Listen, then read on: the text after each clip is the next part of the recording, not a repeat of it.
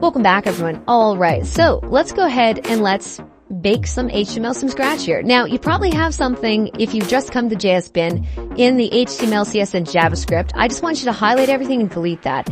The reason is that if you want to, what we're going to do is we're going to actually start everything from scratch here. And actually, one of the best things you can do once you're finished this course is to write out HTML code on a piece of paper. In fact, a lot of programmers who are really good at programming have done this. And all you have to do is get some kind of piece of paper or notebook and just write out the code as much as you can. Now, what we need to do here is we need to set up the HTML document. Now, the first thing we're going to do is we are going to call the greater than and less than sign. And that's just above a period and comma for shift. And what we're going to do is we're going to type in exclamation point, and we're going to type in doc type.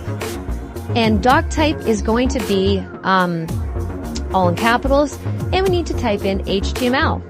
Okay, that's pretty simple, right? So you got doc type and HTML. So what this is that when the computer reads any kind of program, whether it's, like a C++ program or an HTML program, it reads it line by line. And the reason why we need this line of code is we need to tell the internet browser what kind of document this is. In this case, it's an HTML document. Okay? And so we can go ahead and push return, and you'll notice that JSBin has colored this text in gray. And the reason why it's done that is that you'll find out that a lot of things are color coded in programming, and it will differ from language to language.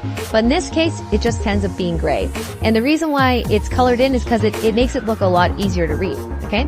So the next thing we need is we need another greater than less than sign, and we're going to type in HTML. Now, you need this at the top because, again, the way HTML works is we have these things called tags. And anything within these tags is going to be within a certain command that we're going to give the computer, right? So most tags, not all of them, but most tags have a beginning and end. So you can see that the first tag here is just HTML, and then the second tag is just /HTML. That's all it is, okay? So it's pretty simple. Now, what we can do here is that this is the top of the tag, and we're going to go ahead and we're going to push return a few times.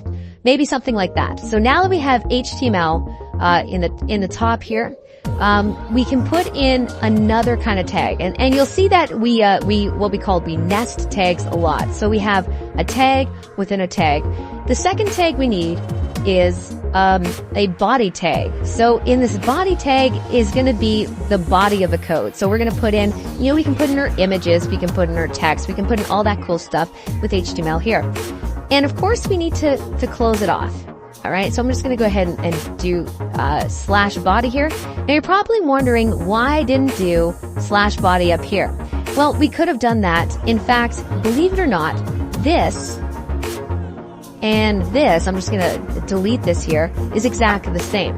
And the reason why it's exactly the same is that white spaces within HTML are completely irrelevant, right? So I can do this 1,000 times. I can return this 1,000 times, and it's not going to make a difference.